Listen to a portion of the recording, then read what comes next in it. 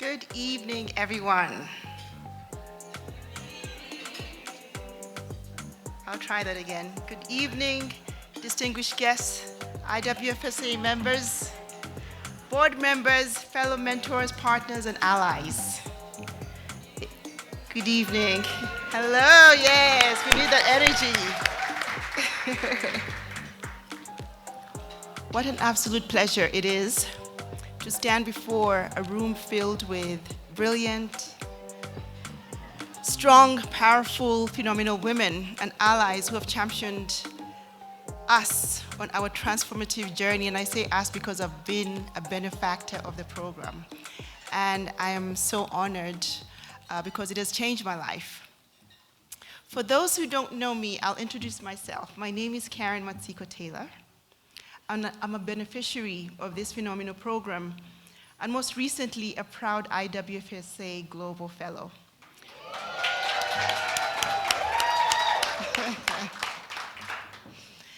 And we actually have one more, Ms. Tando, but I was one of 3 South African ladies where we held the flag high. It was such a proud moment to be able to represent not just South Africa, but Africa. So it's also an honor for me to be today's program director for the official closure of the IWFSA FASSET Women's Leadership Programme. I remember standing as a nervous MC in 2023 at the kickoff of this program, but I firmly believed in its vision. I knew it was going to be historical, which is why I didn't hesitate to take it on. And sure enough, look at us now, 1,000 women.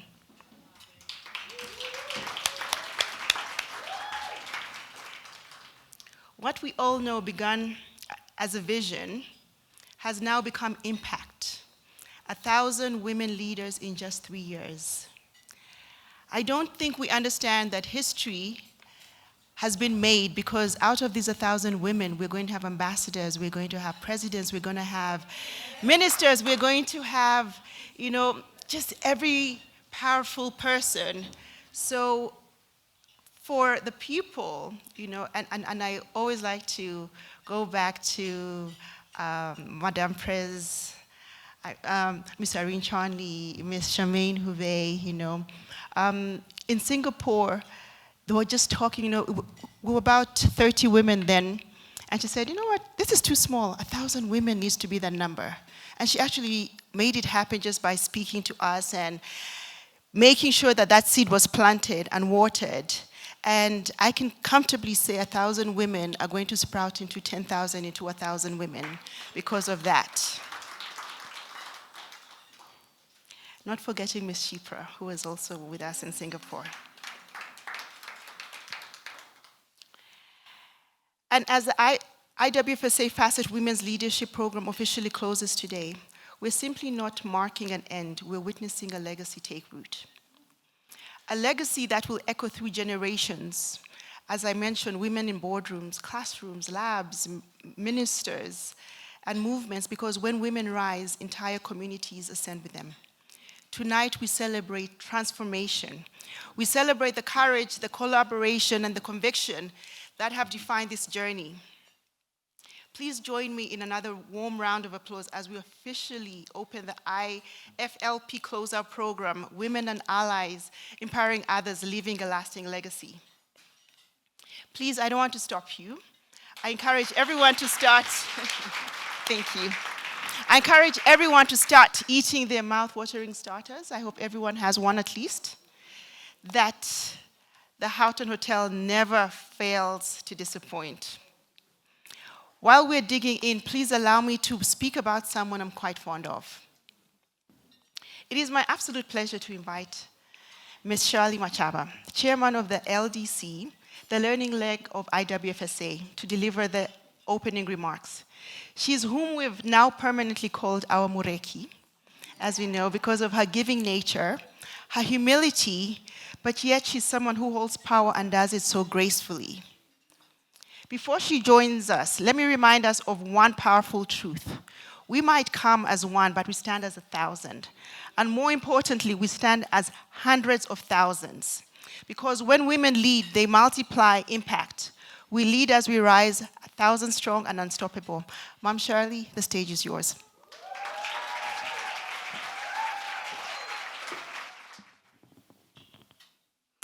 Thank you so much, Program Director.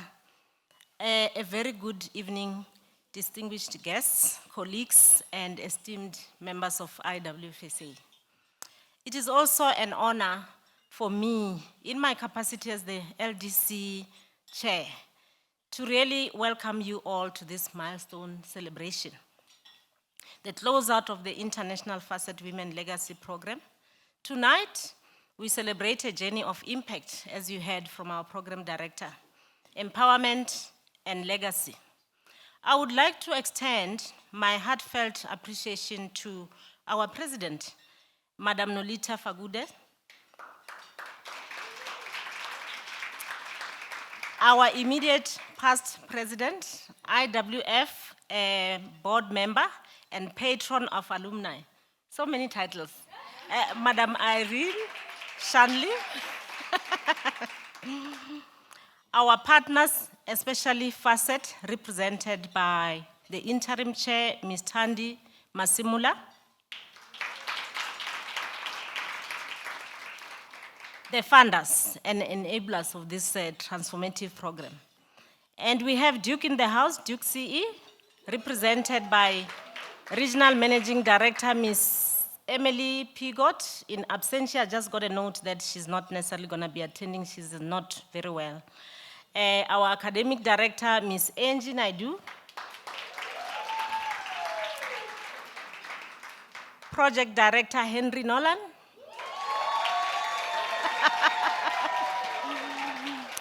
I'm not surprised with this who, because you became very, very popular, Henry. Yeah. As well as every mentor, participant, and ally who have contributed to this transformative program. There's so many of you. And, you know, shortly we'll be having a panel. It's really people who, you know, innovated this whole program. So in the interest of time, thank you very much for all the contributions from everyone. Let me acknowledge and a huge thanks to Ms. Ayanda Mafuleka. I haven't really seen her. Oh, yes.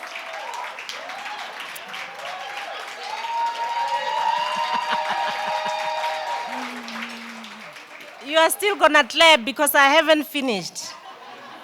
Ayanda Mafuleka, former FASSET CEO and IWF Fellow for tireless supporting the program. What I can say, Ms. Ayanda, we are really lost for words. Thank you to all the panelists for the innovation behind the program and for bringing this to life. You will see them shortly. Your dedication to developing ethical women leaders in finance and accounting has been extraordinary. As we reflect on this journey, we are reminded of the women who in 1956 walked to the union buildings with courage and conviction. Their stand for justice and equality was not just historic, it laid the foundation for the opportunities we continue to build on today. Through IFWLP, we have empowered #1000 women, not just with skills, but with purpose, resilience, and leadership. This program has been a testament to what is possible when women are given the tools to lead. We have witnessed remarkable growth, promotions, new ventures, and bold leadership. The stories shared by our alumni and mentors are really proof that this program is more than a milestone. It is a movement. To our mentors, thank you for lifting others as you rise. To our participants, including the alumni community, thank you for rising with a purpose and for reaching back to uplift others. To our partners again, thank you for building the bridges that allow women to rise and bring others with them. As we close out this chapter, I'm reminded of the importance of legacy in shaping the future. This program is a living example of that vision. It has equipped women to lead with confidence and clarity. And we have seen its influence extend into boardrooms, businesses, and communities where real change is taking place.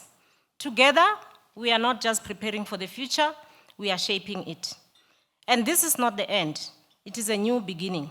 I know that there's already a talk in terms of the way forward, but it's a secret until the board approve.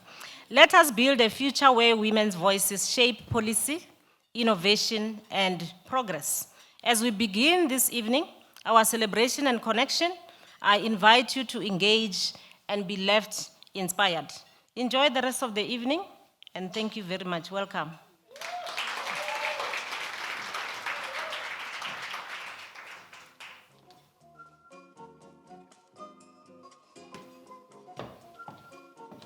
Thank you, Ma'am Shirley, for setting such an inspiring tone for this evening. And now it's my absolute honor to welcome a woman whose leadership needs no introduction. A global trailblazer whose name is synonymous with integrity, inclusion, and impact. Our very own best-selling author who has inspired several women not to shy away from boardrooms. She has shattered ceilings, shaped the corporate landscape, and continues to inspire women, not just in South Africa, but globally. Please join me in welcoming Madam President, Ms. Nolita Fakude, President of the International IWSA.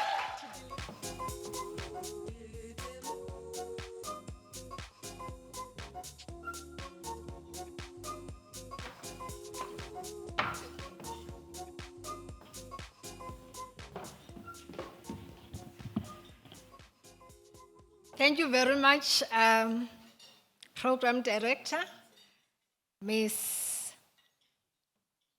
Karen Matsiko, our very own Ms. Karen Matsiko, and a Global Fellow.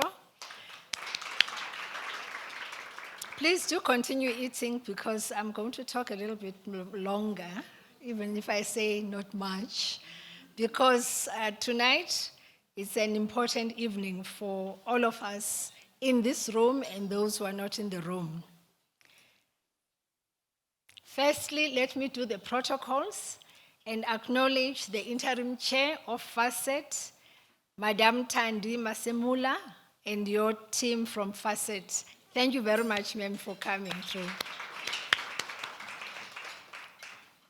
The board members and leadership of IWFSA who are here with us this evening, and especially the chair of the Leadership Development Committee, Madam Shirley Machaba.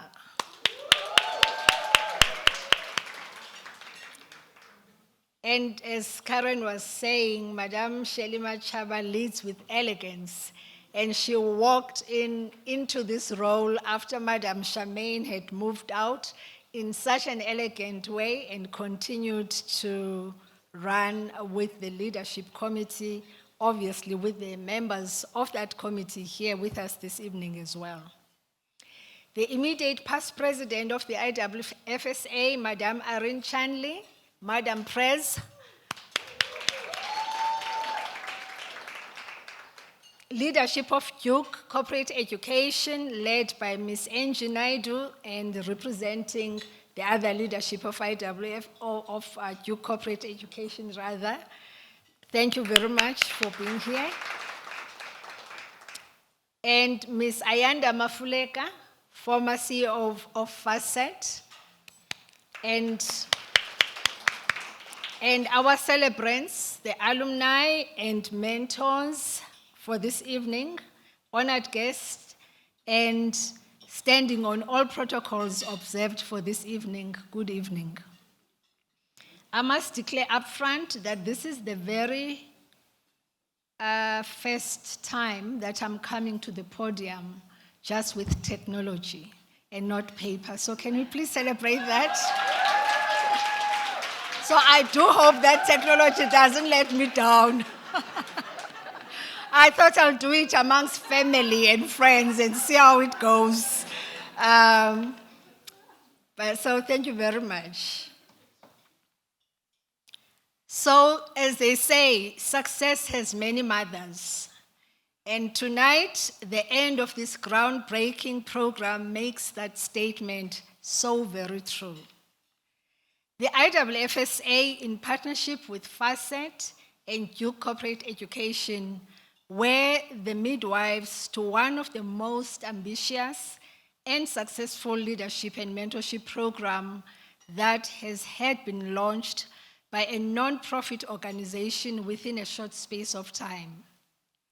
The program, first piloted and launched in 2022, ran for 3 years, and which in many ways felt like a lifetime to many of us, I know, and had an amazing ripple effect across many organizations and a huge impact within our own organization, the IWFSA.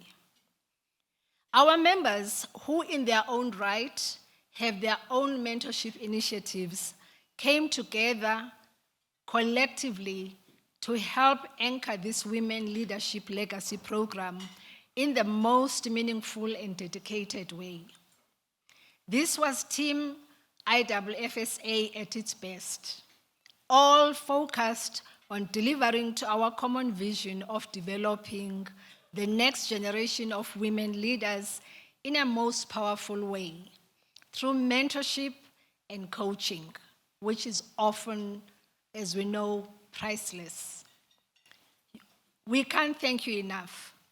You brought to life our ethos, which is to lift as we rise. So I want for all, not our members, but for the mentees and other people, just to acknowledge the women of IWFSA for embracing and taking this project, each and every one of them, and collectively as their own personal mission.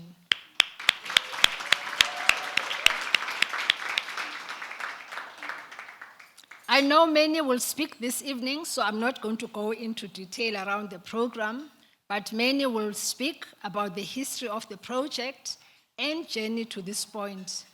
However, I wanted to specifically acknowledge my predecessor, Madam Irene Chanley, for being the champion, patron, and mother of this signature project from day one until closeout. Thank you, my sister and mentor, Madam Irene. Your passion and dedication to women's development is truly inspiring. We thank you.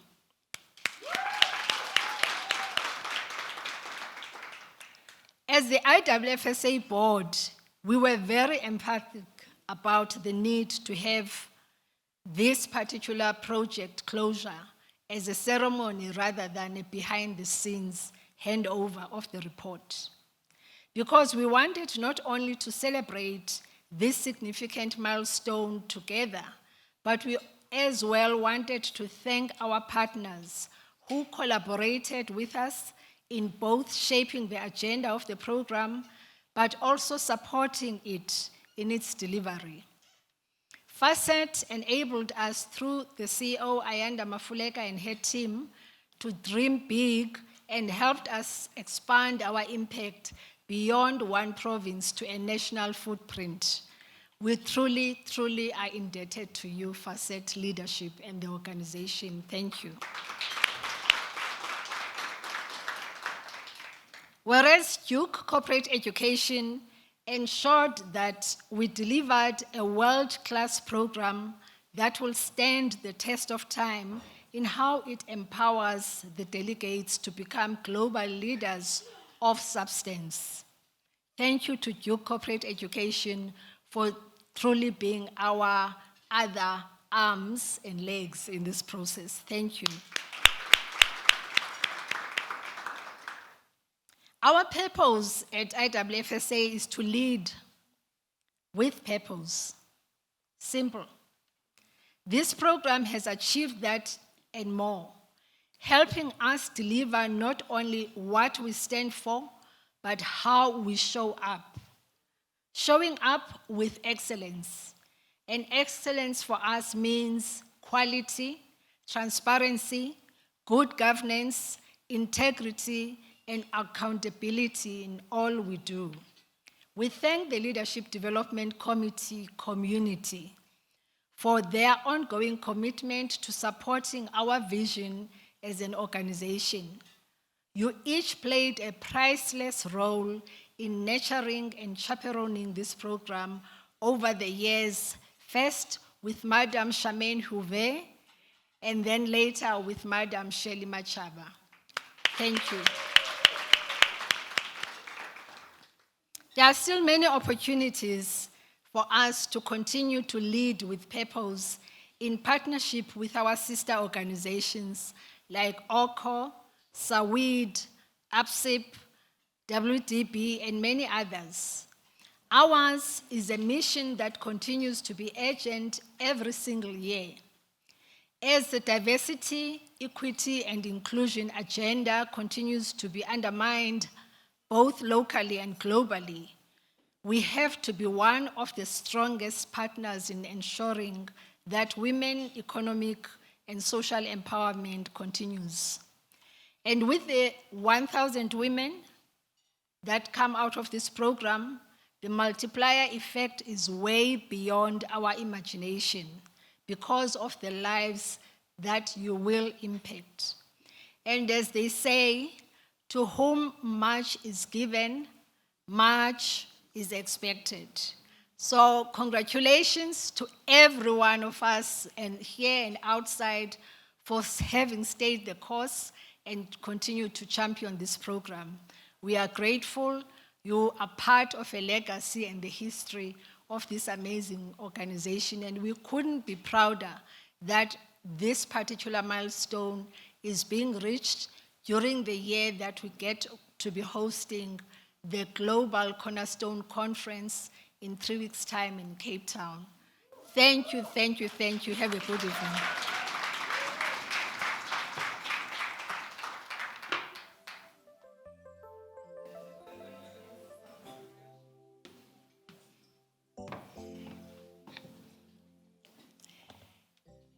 Thank you, Madam President, for that powerful message and for continuously reminding us that leadership is not a title. It's influence anchored in purpose. We now move into the heartbeat of the program, a reflection of the journey, the history, and the profound impact of empowering 1,000 women through IFWLP. This distinguished panel, who in true IWFSA form, if one is not available, then someone just steps in. So in Ms. Trifosa Romano's absence, Ms. Charmaine Houvet has offered to stand in to facilitate in the interim. But this panel features trailblazers who have each shattered ceilings and redefined possibility.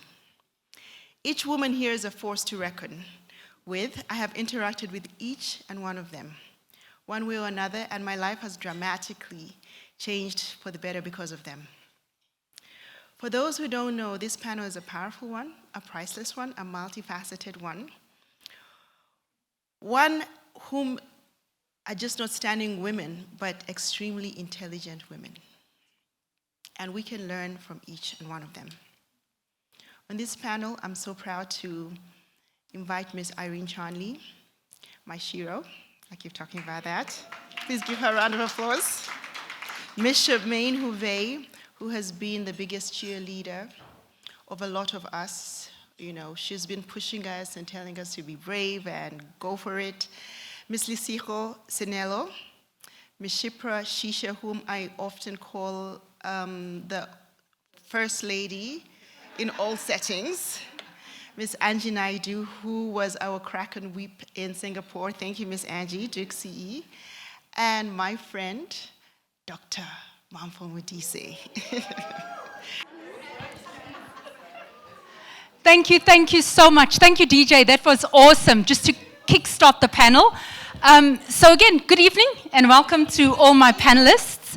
And again, I think in true IWFSA style, we never shy away from any task. So when one of us is unable to pull through because of personal or work commitments, then this is the sisterhood that shows up. So I'm going to kick off just, I think, in terms of maybe the song itself, you know, because As Madam President Nolita Fakude was talking, I was just reflecting on the early beginnings of the project. And there was a thought that came into my head, and I couldn't remember where the actual, where the quote came from, but the quote says, "Do not despise small beginnings." And then I realized it comes from the book of Zechariah, where I think the author was actually saying, don't despise small beginnings because God loves to see the work begin. Right? I think it's something, I may be quoting it out of context, but I think that's the exact quote. And that brought me solidly back, I think, just in terms of the small beginnings of this project. And I want to start off with you, Madam Pres, Ms. Irene Shandley, maybe just to talk us back to those small beginnings and just that absolute boldness in which we started, just to set the context of the project. No, thank you, Madam Chair. I am just so happy there's fire in this room. This is the future. So just to, where did this all start? I think it's many people don't know the history.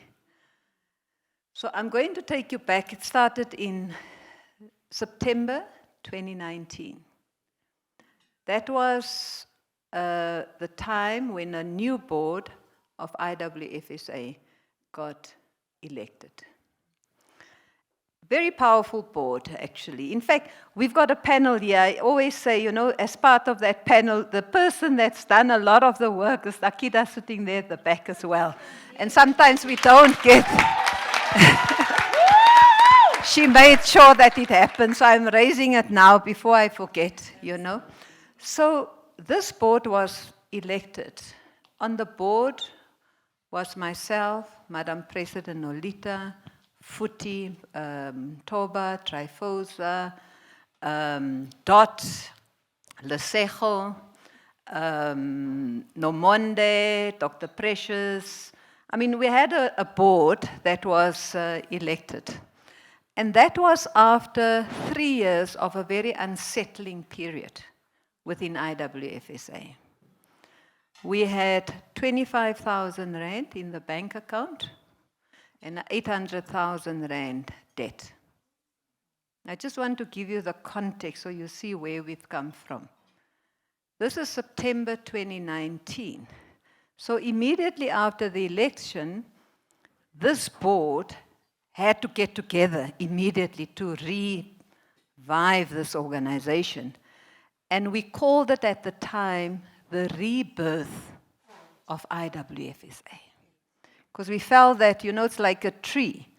When a tree gets the sun, you know, the leaves or the pushes towards the sun, you know, and we thought, okay, these are women, they are powerful women, we can do it. So it was very, very intentional. We had strategy, I'm not going to go through everything, but strategy sessions. We agreed that the intention, IWF wanted to be the voice at the time of women who bring about change, and they want to be a catalyst for ethical leadership. But the core around that was to develop the next generation of leadership and create a pipeline of women leaders. That's what all about. Now remember, 2020, in March, we went into COVID. But before we went into COVID, this bold group of women decided, you know, we are getting 30 women, and most of the women that are in this room, we're going to meet the president and present our credentials. You know, like... You should actually, it's so funny because now this group of women, like 30 women, meeting the president, putting our credentials on the table, you know, like this big organization and the media and all. So that's how it was And we in launched. debt. We in debt. No money. So there were committees and those, as you've heard, the leadership committee, we then had a leadership, we had 6 committees, but I'll just focus on the one committee, which was a leadership committee. So at the time we had Futi as the chair, Trifosa as the deputy chair.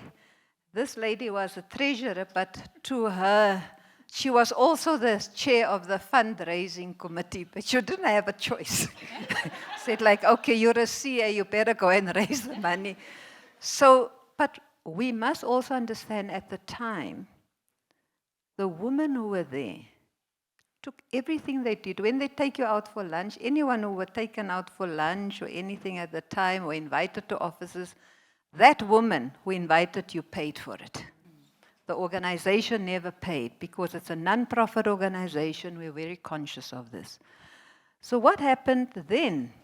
At the time, we agreed as part of the development launch.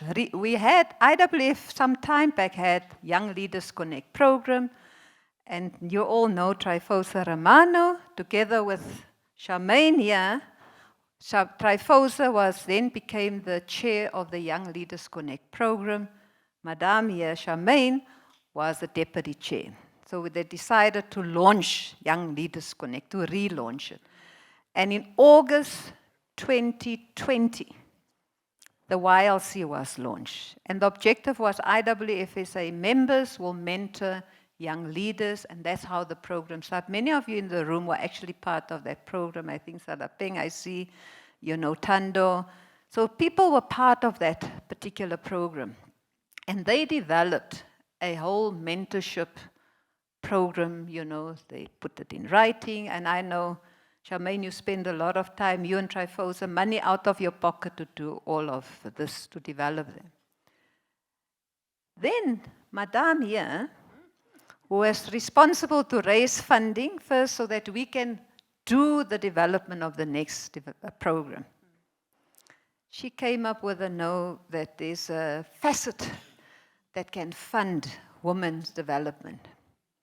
I must admit, I didn't know who FASSET was, honestly, at the time. So this madame, together with a madame here, Shifra and Akida, they started stalking I think in 2021, they started stalking the website of FASSET. They were too late in March 2021, and then in June, they submitted, successful. You're going to talk about that. They did, it was then, the FASSET funded 10 people. They went up to, were so successful to 40. And then to 60, and then it was 2 other organizations, MTN and ABSA, funded the others, made it 65. That was the pioneer group, which started in fact, when I met them the first time in Singapore, it was October 2022. So we'll talk about that. This lady here, Shifra, and she's going to talk about that. She was, as the heading the pillar, that had to look for a CETA, they had to look for universities to run the program. So, you know, they always used to call her the First Lady. So the leadership committee under the leadership of Futi, then through your leadership, came up with a program, and they then selected that when we have a women's leadership program, they did a whole RFQ and all of that. They selected Duke Corporate Education. That's how Duke came in. And the lady who's got everything in her head at the time, none other than Angie, who supported them at the time. So Angie's also here. So they were all of them they were talking around this. So that's how the rebirth of IWFSA started. The birth of this program started. It was very, very intentional at the time. So I don't want to take the spotlight away from the ladies here. And besides, and then in October 2022, I met the first person that is sitting there. She was on the program, Mampu, Dr. Mampu, in Singapore, and Shifra was there, Angie was there, Ayanda was there, and now we have this particular program, and here this amazing woman. And that's when that's when it clicked. This is not enough. We have to do more. We can be bigger. And I think that's why, thanks with Ayanda, I think even prior to that we had I think you were still the chair. Who was the chair? Yes, you were the chair because you remember we came to launch the tent. That's why I now remember. And we said to you, no, we must do 1,000. And you said yes. So it was like, all this happened at the same time. So the lady in the red they say women in red are very powerful like you. But she did, I must admit, she is the one. We were launching this program at Duke. And you were the chair, you said at the time, we must do that. Yeah. And you supported Ayanda. So let's give you the credit. Yeah.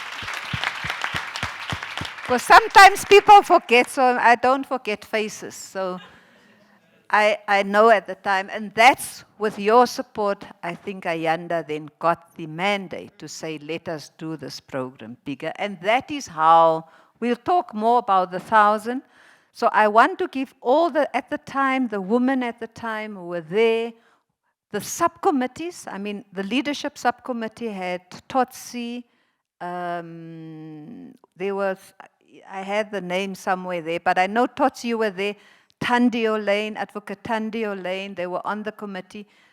You guys did a lot. Everybody involved in the subcommittees, they worked. There was no money. All of them took money out of their pockets. They supported people, etc. And we really need to thank them for that, to make everything possible.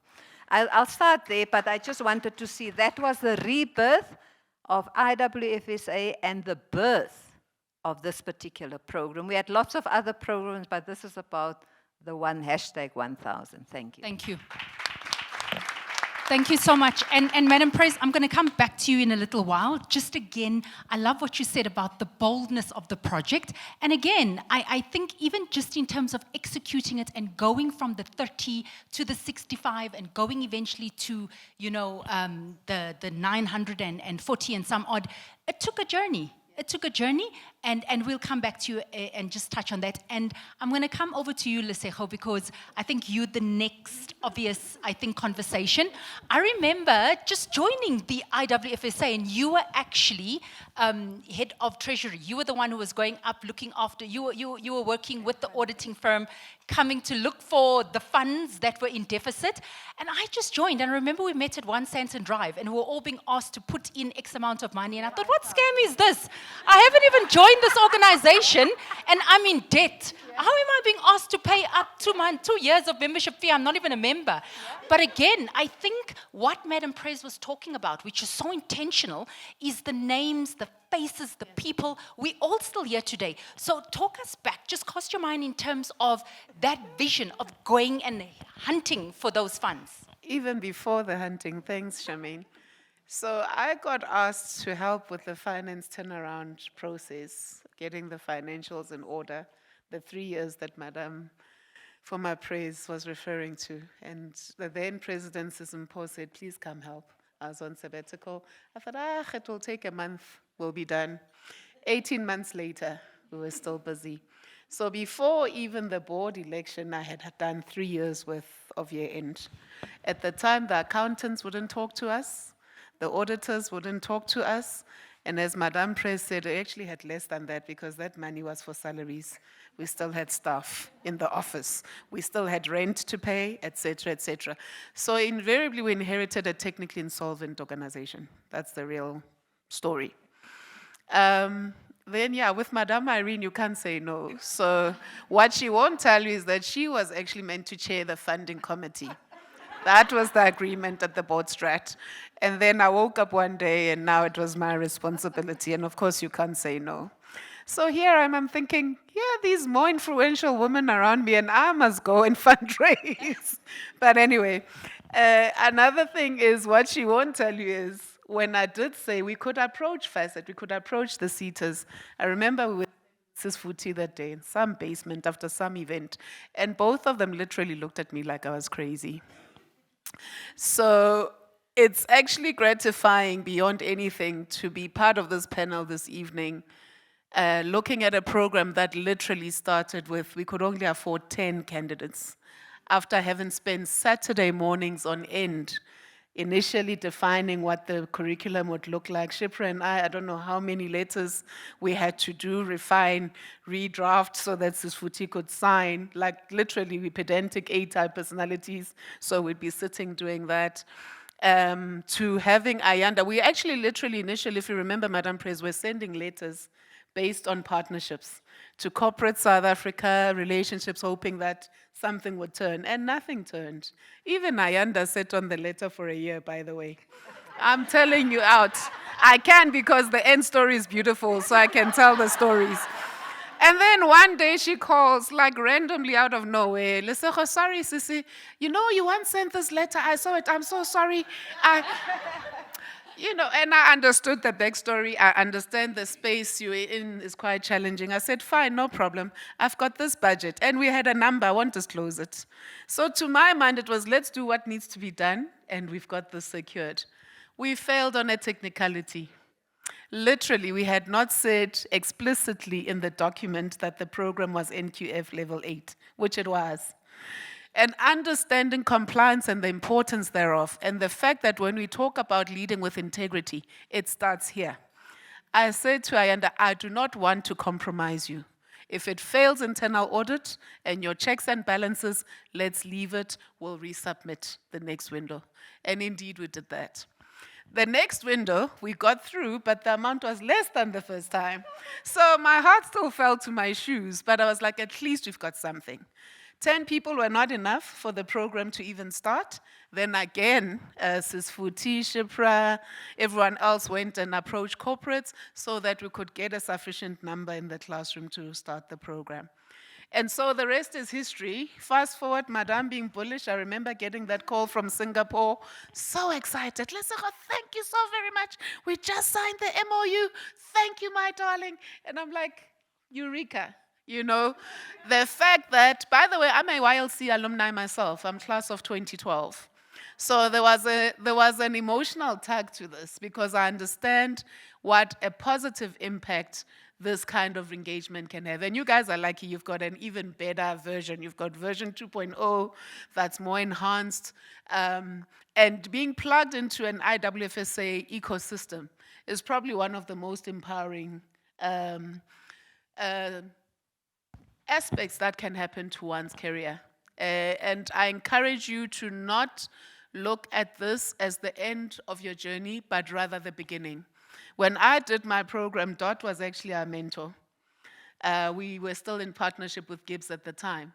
And fast forward, we've become good friends. You know, she was my mentor then.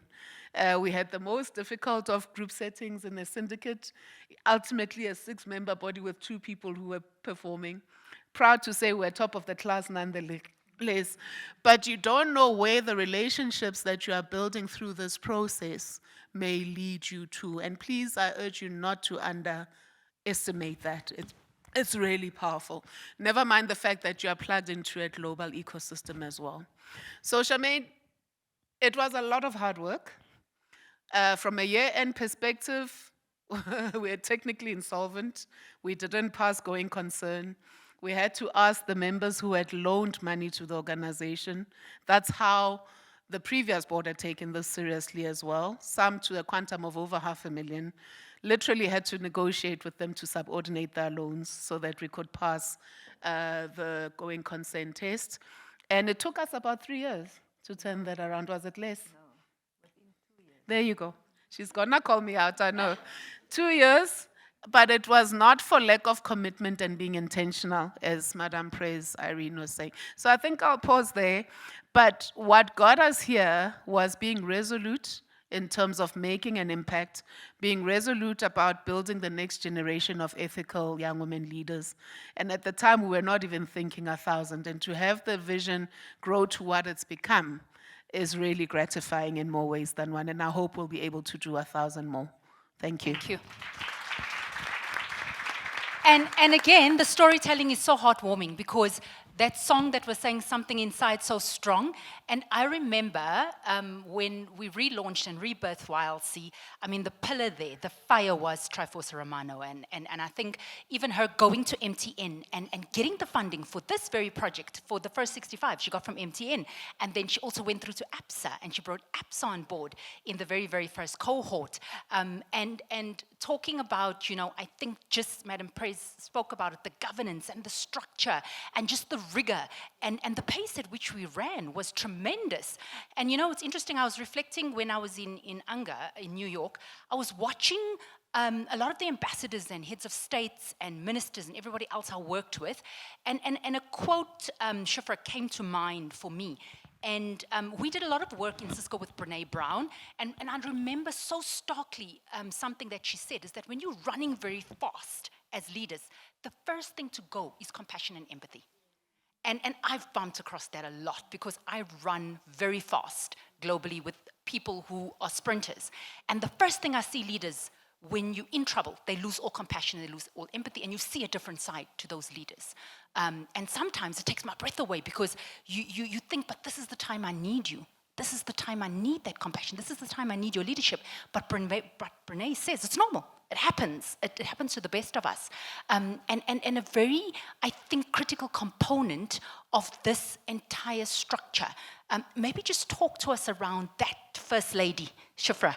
Maybe just take us through your lens of looking at this serendipitous journey. Thank you. I think Lesego has given just a background of what happened, but I think just taking it a step back, and Lesego said she was a beneficiary of YLC. I was a beneficiary of this particular program about 21 years ago. So, and mentored by IWF members. So when we were looking at this program with very, minimal numbers and pleading, I knew what the impact of the program, because I had walked the journey. So I thought it really is one program that we need to have back within IWF. So that was the experience that really made me to look at what is it that we need to do. So and I think when we were looking at the program again, we were looking at an institution that would really be, I remember when I was talking to Angie, she was saying futuristic, and I kept saying we're looking for an organization that would really understand what does a future leader look like. And we really want, and there were quite a number of programs. I remember UCT gave us a program, and I said, this is not what we're looking for. We're looking for a program an institution that will be able to adapt and be able to give us what we are looking for. Because we're really at the point looking at AI, looking at different aspects and saying, we now are looking for a future leader. And understanding the challenges that young leaders face in corporate, we wanted an organization that would strengthen them and be able to operate in those spaces. So starting, and again, as I said, going back, just to say, Lesego mentioned that when we got our first approval, it was about 10 people, I think? Yeah, that's right. 10 yes. And we had gone to IWF and presented that we will have about, I think it was 50, at least 20, if it's, the minimal, and the board approved because we said 50, and we said minimal, we'll have that. And then with the institution that then was appointed, we had set over, I don't know how many hours, to actually customize and make sure we have the program that we're looking for. Now we come back and we say we've got 10 people. And we say to them, if you start with these 10 people, we promise you, we will bring you more, but we need to start. So we started, and I remember when we were presenting it at the leadership meeting with Lesego, the leadership committee would look at us and think, just 10. Is this going anywhere? But it started. I think that was the most important thing. And Duke CE was able to adapt, was able to give us a program we're looking for to make sure that we have the leaders that we are looking for, and leaders that would be able to face the challenges of today within corporate. And we got MTN and Triforce as she is. So we had promised and interviewed 20 participants. All 20 were accepted. Now we've got funding from FASSET for 10. We now have to go back to the 10 and say, unfortunately, you can't be part of this. And you came to us and say, we can give them the program, but they will not be able to travel with us because there's no budget. So we said to them, okay, you can do the program, but you won't be able to do the immersion. You won't be able to do this part of the program. And the 10 agreed. TriFOSA came back and said, we've got MTN. MTN can pay for the other 10 to go with them. We went back to them and said, okay, now you can go with the other group. So I also remember when Lisejo and I, the first time when she said that we failed on technicality when we were talking to FASSET, and she phoned me, I think it was on a Friday or a weekend, and she said, we didn't make it. And I said, what do we do? She said, we pray. She said to me, we pray and we wait. So we sat and we did that, and then as she said, we applied again and it was approved. So we kept pushing to FASSET saying, 10 is not enough, and obviously it's where we are now. But I think more than anything, I was saying to someone who was saying, so this is a success. I said, yes, this is the success of IWFSA. Because we really understand, I'm not even going to mention the figures when we talk about leadership and the percentages that we have of 5% globally that is sitting at the C-suite, and the numbers that we're looking at to understand that this program is really required. Now we've got a DG sitting here who traveled with us to Singapore. And I remember at the time, the group used to say she is our Minister of Finance, and she decided, listen, let me take it a step further and be the DG of the Reserve Bank. And now she sits, I'm proud to say, now she sits at the Graça Machel Expert Leaders Group. We only have 7 deputy female deputy governors, retired and current deputy governors that are really advising at policy level, and she's amongst those DGs that sit at that point. So it really shows us, and I really want to say to the fellows that are here today and the alumni, that you understand what this program has done for you. And I think that the most important thing is to make sure that it is sustainable, and is to make sure that you work with us. I remember when I was doing mine, I was a junior manager or middle manager then to senior management, then to executive management, but I made sure in each and every entity I work for that they understand what IWF program is. And I think I want to say one last thing, is that I've experienced the benefit being a beneficiary, but and the impact both negative and positive. Negative in this way. We had a finance manager, and I sat with her and I kept saying, join the program, and she joined the program. 3 months later, she left us. So we asked her, we sat down, exit interview, and she said to me, the program ignited something. She comes from the Eastern Cape. And she said, the program ignited something in me that I had when I came to Johannesburg from the Eastern Cape, and that's what has happened. And we said, happy to let you go as long as you're going to greener pastures. But I think some of the fellows here can share exactly the same. So it's really that experience of understanding what the program does, and also talking to an organization that really understood what we're looking for and able to adapt and make sure that they make the changes to fit the current requirement of leaders, and then also making sure that we are able to sustain this program going forward, and we really want to do that. And I heard that there's a secret that's going to be shared soon, so that we can make sure that sustainability happens. Thank you. Thank you so much, Shafra. And again, to Madam Prece's earlier point, just imagine, just take yourself out of your seat for a moment and think of it. Think of people like Miss Tsotsi. Think of people like Augusti. Think of people like Mam Nene. Think of people like Miss Peta. If you think of Rendani, who's sitting here, think of Mam Futi Ntoba, TriFOSA Romano. Think of all of us who are seated here on the stage, Mam Shirley, Mam Faith, all of us who were in the Leadership Development Committee. Guys, we were not unemployed. We were very, very gainfully employed. And if you think of it, many of these individuals were either running their own companies, many of them were working for global companies in very, very senior portfolios, and then coming back to selfless leadership. Everyone stepped away from their roles and dedicated the time, the effort, the rigor, the absolute passion just to seeing somebody grow. And I think that's what really amazes me. And at no point in time did anyone stand and say, it's mine. Everybody said, this is the team, Ange. And I think what fascinates me now is every meeting I go into globally, everyone's talking about AI. But back then, like everyone here seated designed a course on AI, and you actually designed something that was so human-centered, something people are now catching up with. And I mean, no shade to any other institution, but I think with the input from IWFSA, it was quite instrumental in terms of grounding just the learning. Talk to us about the learning, because I'm going to come back to Madam Prez about the mentorship aspect of it, which she was quite adamant about, that there was no negotiation around. So maybe just the learning portfolio. And I loved reading the Trace report, by the way, with everybody's inputs and all of their just reflections on the program itself. Thanks, Charmaine. Allow me first to bring greetings from my CEO.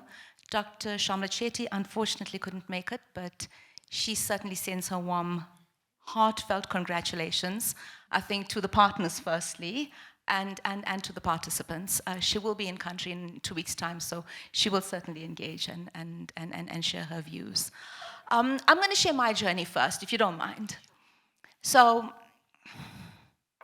I'm the academic director. If anyone doesn't know what that means, I take care of the academic side, the governance, the protocols with qualifications and certifications, and design academic programs. That's been my job. Prior to that, I was at a CETA, making sure that every governance prescript that is required, whether it's 10 participants, 1,000 or 10,000, the prescripts are the same.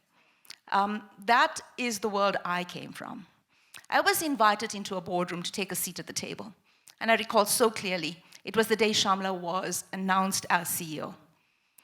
And I'm like, she says, just join this meeting with Stuart, I can't make it. I'm like, what's this meeting, am I joining? No, just sit there, you'll hear about it. So I go, I join the meeting, I see these amazing women on the screen, and I'm like, what am I doing here, Stuart? And he's like, no, just calm down. We'll talk about it. So we hear about the award of the 10 participants that was going to be funded, and I come out of the boardroom, and Shamla announces that she's moving to the UK. So Shams is off to the UK. Stuart, who I think we've now titled an honorary woman, he was like, okay, I can do this, but I can't do this without a woman leader alongside me. And he looks at me and he's like, Ange, you're best fit for this. You come from a CETA environment, you understand the governance. You come from academia, you understand the kind of intervention that is required. I said, all right, but Stuart, 2 million rands, no matter how I look at that note this way or that way or whatever, I can't make this happen. And then he says to me, oh, by the way, there's a global immersion. And I'm like, what? He says, no, there's a global immersion that goes with it. And then Shamla calls me, no, Shamla actually doesn't call me 9 o'clock in the night. 9 o'clock in the night, I get a call. I won't say from whom. That says to me, ABSA is willing to come on board, but you need to write a proposal now. I'm like, I've never written a proposal my entire life. I need to write a proposal now, and a proposal the way Duke does a proposal, which is very different. So anyways, we write the proposal, we send it, ABSA through MumTry, we get that in. And then that's really, I call that the spark that ignited this movement, because really that was the spark. I mean, if you look at 2 million rands, an academic institution will walk away from it. You cannot run an intervention, let alone one with a global immersion at that price. And then I get a call from Ms. Lesego. She says to me, Duke's ranked #1 in the world for custom global executive education. Make this curriculum count. And I'm like, 2 million, make this curriculum count. And I'm academia. I write academic reports. I do university research. Prior to Bank CETA, I was at a university, and I'm like, okay, how do we make this count? And I think that was really my introduction to the Duke's way of how we shift and understanding that knowledge is only for knowledge's sake. It's going through a process, reading through it, and really 10 years down the line, you can Google and find the knowledge. The trick was hanging together personal mastery, relational building, and networking into a coordinated, co-created environment so that we can have a program that is impactful. And of course, we won't talk about the first day I met my beautiful Madam Press. But Madam Press, you pushed me. You and Charmaine and Shifra really pushed. You pushed us to think about the program differently. And I think for someone who has been so entrenched in academia, this program's success is really pivoted on the coaching and the mentoring. We must give credit where credit is due. And I think to every single coach and mentor. In the impact assessment report, when we consolidated, participants rated the individual coaching as the most life-changing experience they've ever had. Quote, unquote. Those are not my words. The most life-changing experience, because it was the coaching and the mentoring that really shifted. The coaching and the mentoring, the in-conversation pieces, those were the networking and the action that allowed participants to take the knowledge and convert it into action. And that's where you got impact. The impact never came from the knowledge. The impact came from the action that this program stimulated. The conversations at the global immersions, that's what created impact. That was from the impact assessment, that, Charmaine, was the second most important aspect that really shifted participants. And I think creating an opportunity to allow our participants to be vulnerable. Now, these are not pieces you get in an academic program. I've been there, done that, from writing doctoral qualifications when I was in the university environment. You don't get that. What you get is academic individuals that can follow an academic process. I tell my husband that all the time, because he's still in the environment. But they're very good at following academic processes. But to get it to become impactful, to get the outcomes that we got in the impact assessment report, was really the outcome or the product of co-creation. And I still recall that boardroom and the conversations we'd have. And Madam Prez will get, I know she got frustrated with me. Madam Prez, it's okay. It was a learning journey for me too. But she'd get frustrated with me because I wouldn't come outside. I think it took me a while. It took me a while to shift. To take from here Yeah. into paper. Yeah. It took a while for me to shift, to understand what true impact really means with an intervention. I mean, Duke's good at it. But to get the multi-lens for this particular intervention in place was really a unique co-creation. Nothing more, nothing less. It was the ability to bring partners, people who were experts in their field, into a boardroom, allow that respect to germinate, and produce what was produced in terms of this curriculum. It's for the first time I learned the skill. And geez, I thought I was very skillful. But it was the first time I learned the skill to use a qualification to foundation an intervention, not the core of an intervention, which is what most academic institutions do. The qualification becomes the core, and everything else that you need, like a global immersion, gets stuck here, and a coaching piece gets stuck there. We really, I think in those first 3 months of reshaping curriculum, we reshaped so that the qualification sat as the framework. And everything else became the important aspect, the cherries, the cream. That was what was important, not the foundation. The foundation was only there to give you something to work from. And like I say, and I say this to everybody, knowledge changes all the time. Use Google, now you can use AI to really get the new knowledge. But the skill and the ability to adapt it, to have your aha moments, to take that and go and action it with the coaches, where the coaches pushed you. I recall sometimes, Charmaine, there were feedback given to us that the participants aren't reaching out to the coaches. And Charmaine was, well, Ange, work with the team and get the coaches to reach out to the participants. I mean, that's how fluid and flexible we were in terms of the design of the intervention. But what really struck me about the program and the 3 years from the co-creation of the program, Charmaine, was the way participants took it upon themselves to tell us what was not going right. And that started in Singapore, Madam Press, with Mampo's group. Very brazenly, and then Karen said that Angie was the ruler, the whip. you know, because you had to do what you had to do. And so they call me and say, Miss Ange, we'd like to give you feedback. And we sat, I recall us sitting and saying, okay, before phase 2 starts, we're reiterating on this program, we're making changes. And then we thought that was done. No, it wasn't. Because the phase 2 participants decided they were taking it upon themselves to write us a consolidated 100-page report to tell us how to, and that's how this became a movement. Because that's what you do in a movement, right? You start to be flexible, you start to improve. So the phase 3 participants were very blessed because they ended up with a curriculum that was almost perfect. I mean, their global immersions were so sleek. The impact that they got from the conversations, from those various pieces was really because of the pioneer group and the phase 1 and the phase 2 participants. So we really must thank participants as well for stepping up, because if they didn't step up, we'd have run the same program that you had in the Pioneer, and we probably wouldn't have got the impact that we did.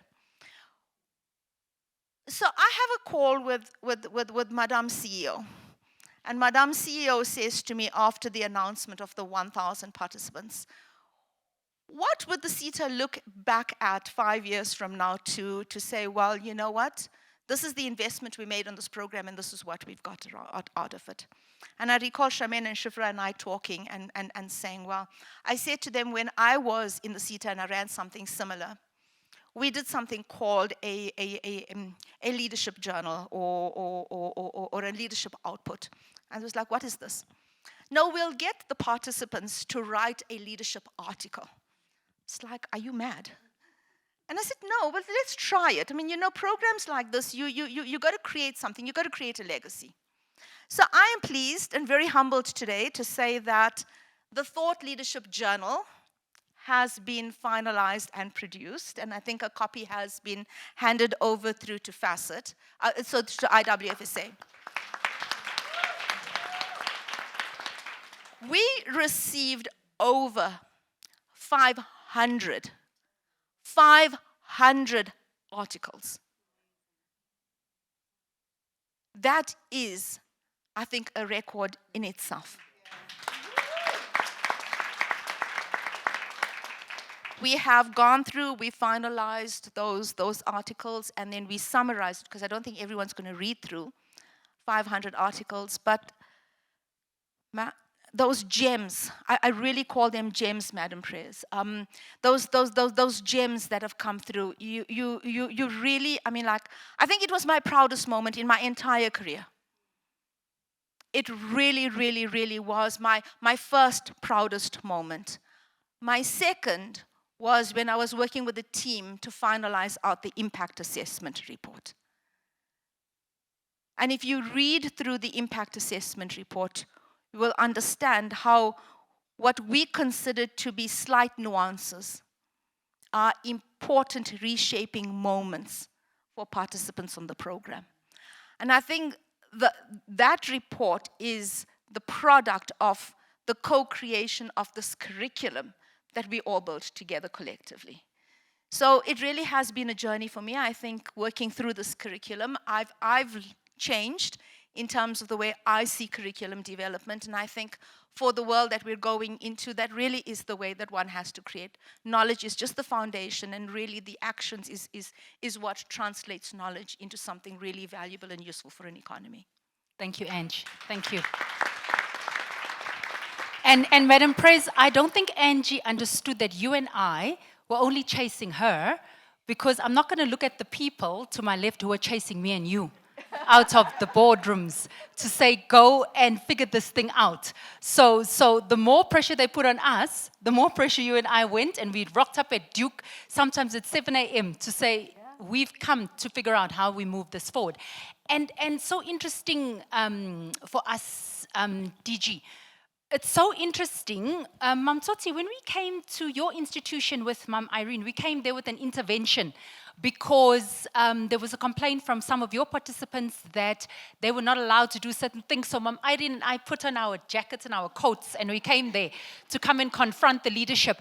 And I think to touch on what Angie and Shifra were actually touching on, one of the participants said something that sticks in my mind. They said, this program, the learning journey, was actually written like it was written by the Holy Spirit. I quote, they actually said, they said the entire, that was their own words, that it was written like it was written by the Holy Spirit. There's no way a person could have written this. And I think, Madam Pres, that stood in my mind that day. And so many people who stood up were saying, and you and I have had our own little journey here. And I was commending you today, DG, saying, wow, look at you today. And you chased me so many times. Every time I pulled you to say, let's go take photos, let's make sure. And that was on the instruction of Madam Prezia. Let's pull ourselves together. And even being part of the cohort where I was assigned, again, Madam Prez said to me, go in and host those meetings, Angie, where I was the convener of the 1,000 complaint list. And I remember late at night after my day job, pulling everyone together, and I thought, yeah, if these people can see me from Wentworth now, I'd like to just sort out this 1,000 complaint, because everyone had a complaint, and why are you not taking our complaints seriously? And you need to look at our complaints. But in the end, I must say, it actually did traverse to this really, really awesome journey where we are today, DG, and just your own reflections and thoughts and your journey throughout. Yo, when I listen to what people went through to get us to Singapore, I'm thinking I was just sponging off people and I was having a time of my life in the back of the bus, collecting complaints for Angie as a self-appointed spokesperson of the group. I am still trying to grow up. It's taking forever. So some of you will know this good friend of mine, Tsepiso. And she is the exact opposite of me. She knows how to dress properly. So she says to me, look, let's go to this high tea thing. I look at her, she says, no, we need to get a dress. You need to get a straw hat. You need to... Anyways, I get that dress, but the picture and my body at that time, there was no alignment. So now I have to wear the shaper, but the shaper had these wires that way. Hey, that day was hell. But Tsepiso says, don't embarrass me. You know, there's going to be people there who are important. Okay, guys, sorry, gentlemen, you don't know what I'm talking about, but most of you know here what I'm talking about. This thing is pressing you, and you don't even think there's a difference, which is making you even more upset. Then Tsepiso says to me, look, there's Trifosa. She is the board member of SAA. I say to Tsepiso, not now. I am hungry, I'm irritable, but she says, no, but just be nice, be polite. So you guys know Maruna, she's present. Her personality is, she could not care whether I had wires poking me. She started talking, she started making conversation, and when the day was done, guys, I went into the car, the bra was off. The tie was off. I barely remember the evening.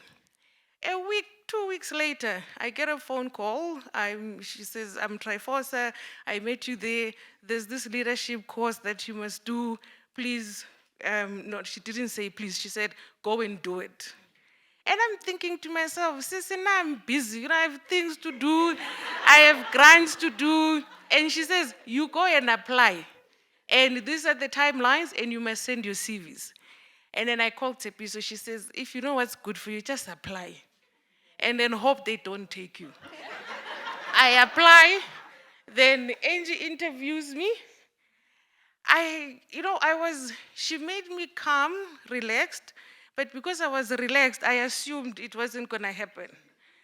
And 2 weeks later, Sisi, you got in. Now I have to go break the news to Tondo. Tondo, I applied for this thing. He's like, but you didn't ask permission. I'm like, well, I didn't think it will happen, but it happened nonetheless. And I went. Now, when I got there, first of all, I thought I was a good leader. No, I was not. I had a lot to learn. I had to learn about emotions. I had to learn about compassion. I had to learn about the difference between empathy and sympathy. I had to watch how I come across, because my facial expression could kill you. Now you have to learn how not to say what you don't want to say. But anyways, there was a lot of stuff I had to learn. We go to Singapore. It was good, it was fine. Before my cohort kills me. It was good, it was fine. The best thing about it was we got to learn how other countries do things, how other countries' leaders do things. That was 40% of what I've learned. The rest of the 60 is how I continue to sponge off the leaders that are in this beautiful building. So I had the best mentor, of course, but the thing is, I leave her. So you guys will know I have a man now, so keep busy.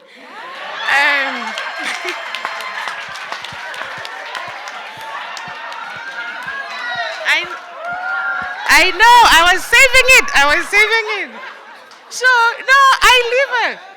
I disappear for 6 months, I say nothing, and then when I feel overwhelmed, I just pick up a call. I'm like, sister, where are you? I need to bother. I need breast milk. I need to. And then she comes. I just overload stuff. And then I say to her, it was good. You still look well. I'll see you. Then I run off. And then a couple of months later, when I need support, so the song, Something Inside So Strong, is so different for me now. Before, I would say I'm strong, I can jump, I can run, I can, not anymore. Because you guys are here, why am I jumping things and I'm strong? So I'm not in Bogoto, I am tender. I cry, no! I don't have to be all of those things if I have my sisters here. Why, manje?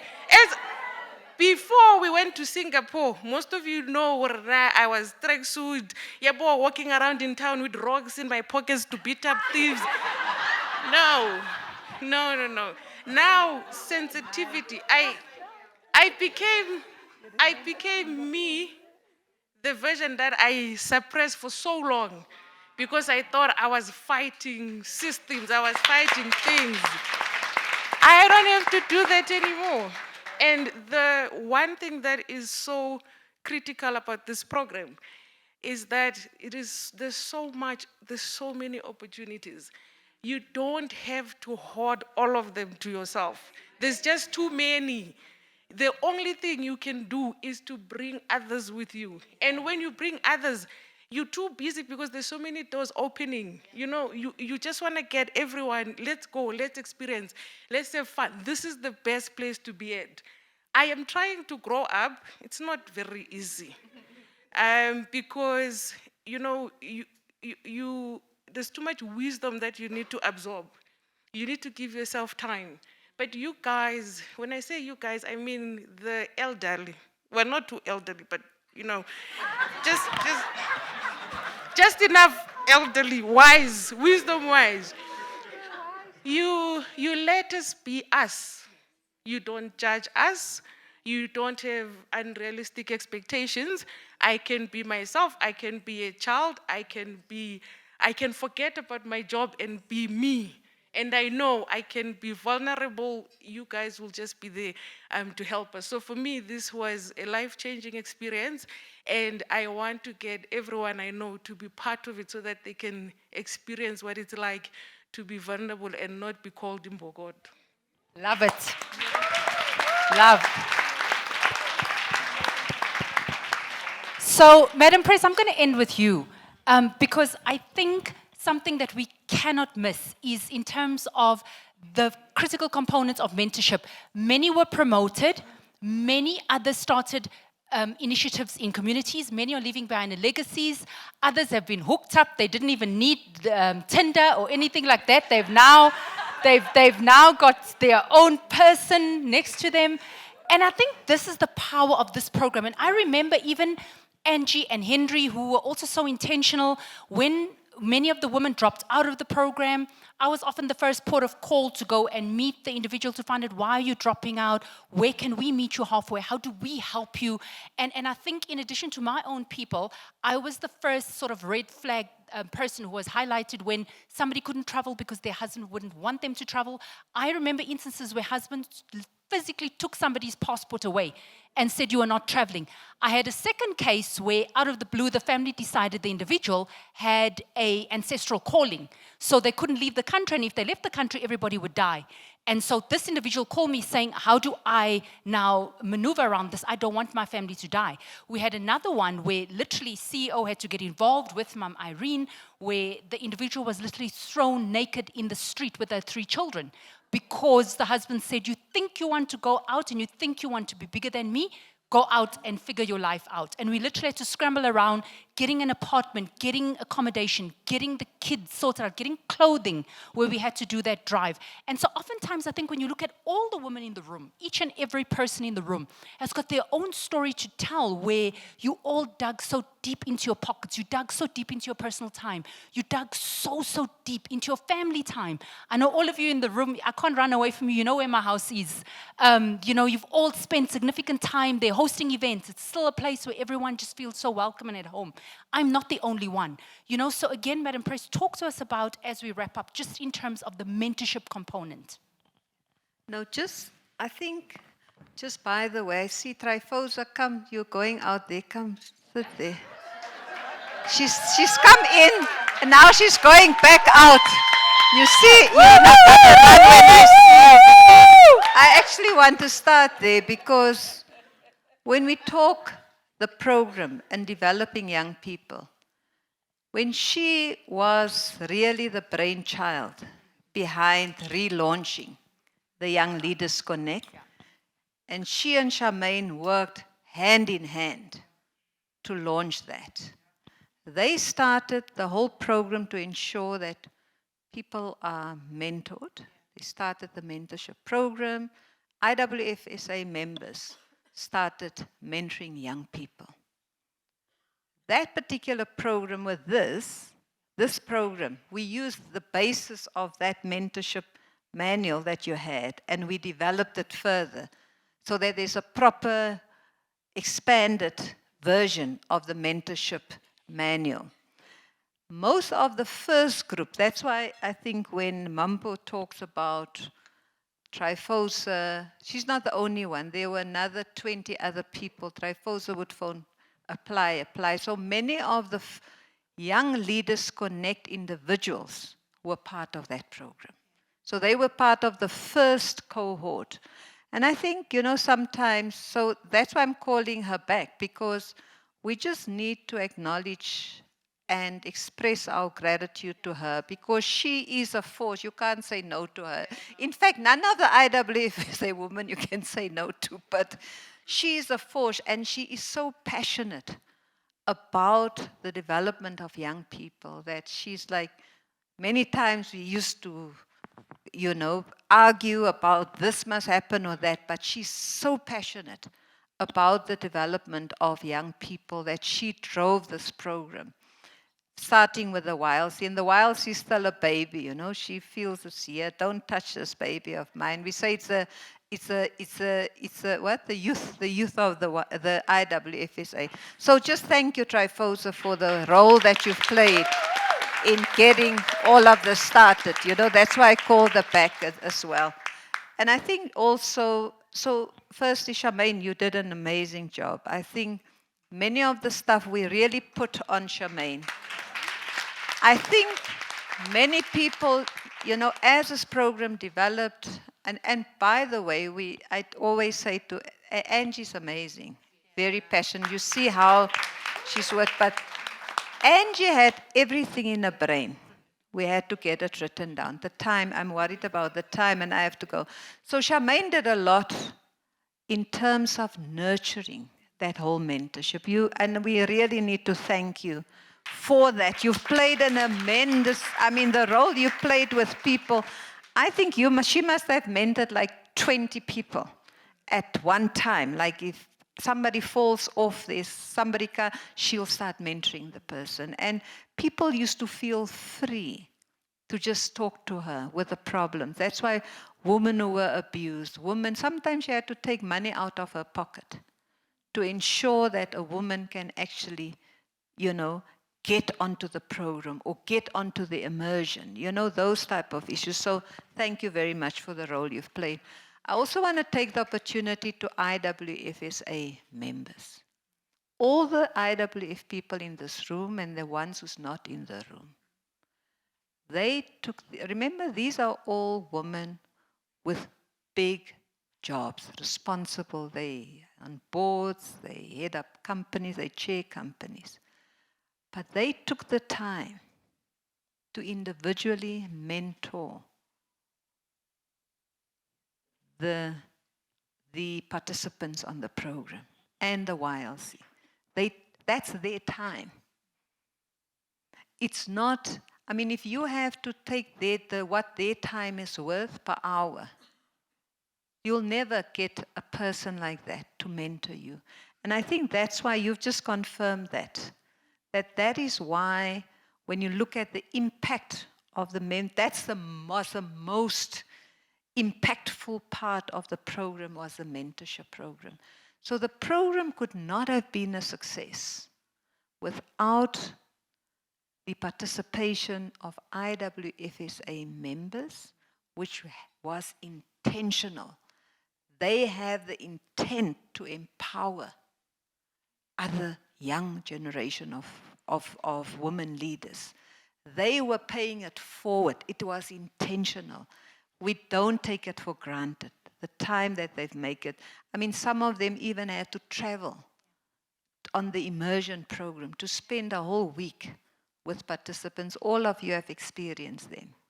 We don't take it for granted. And with that, our gratitude, gratitude's not enough and words are not enough, but that's why what good you do, I always believe, goes out in the universe and only good things can come to. But because what you've done to the women that are here and you hear what they are saying, it means that these are our people who are going to be the president, the next minister, the next governors, the next CEOs and chairmen of companies, which is going to change the world. And that's the intention of this program.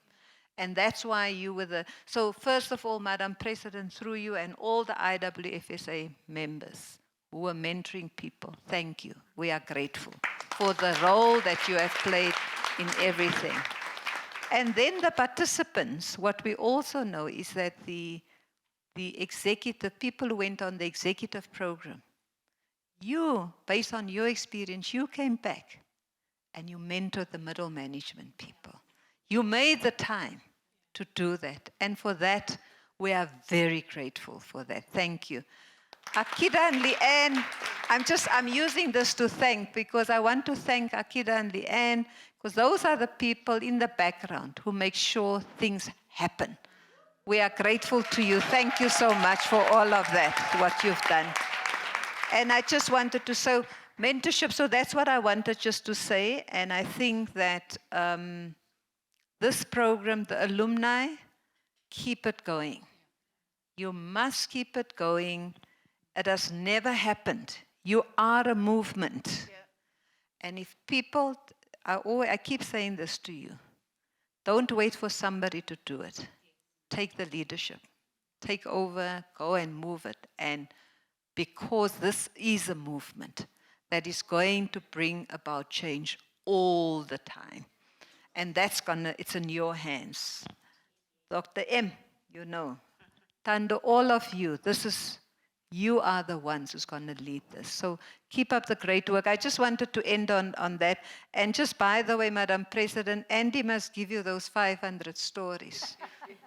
please, that she's got, I mean, so that we have it as IWFSA, you might want to do some book about that. I'm content. Thank you very much, everybody, and I just think thank you, Madam Charmaine, and to everyone for the work that you've done. Thank we you. are truly grateful. And Thank you so much. Thank you to my panel, and to anyone who hasn't submitted a story and you're in this room, come and see me afterwards. So thank you very much to my panel. Thank you so much.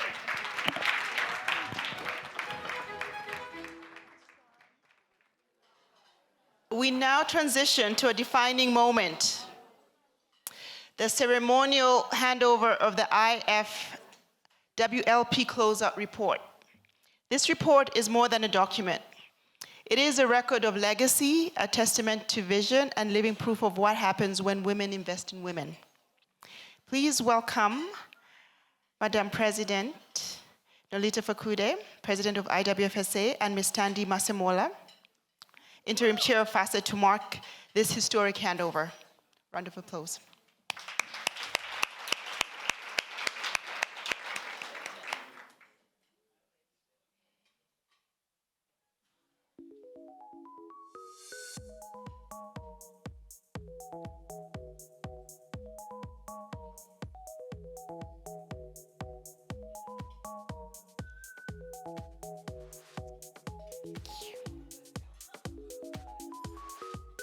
I think we should speak after that, right?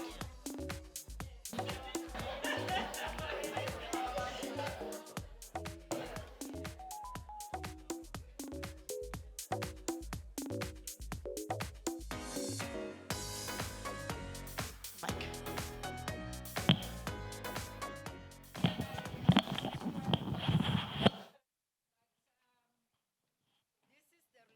Report. Thank you. This is the report that we're talking about, the hard copy. And it says, thank you. The IWFSA extends our heartfelt appreciation to FASSET for their valued partnership and continued support. Your collaboration has been instrumental in empowering women leaders and advancing our shared vision of inclusive growth and transformation in South Africa. Together, we made a lasting impact. Thank you.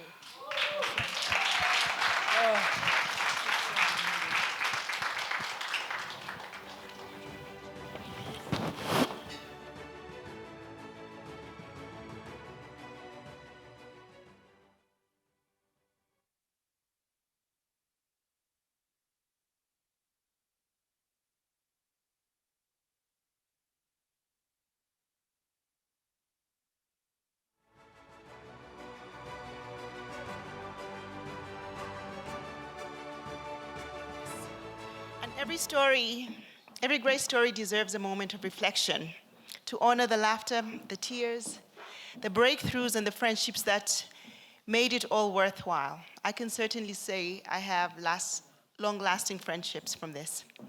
To take us through this beautiful journey from vision to victory, please welcome Ms. Thandi Masemola, a woman whose leadership has illuminated this path every step of the way. Please welcome her again.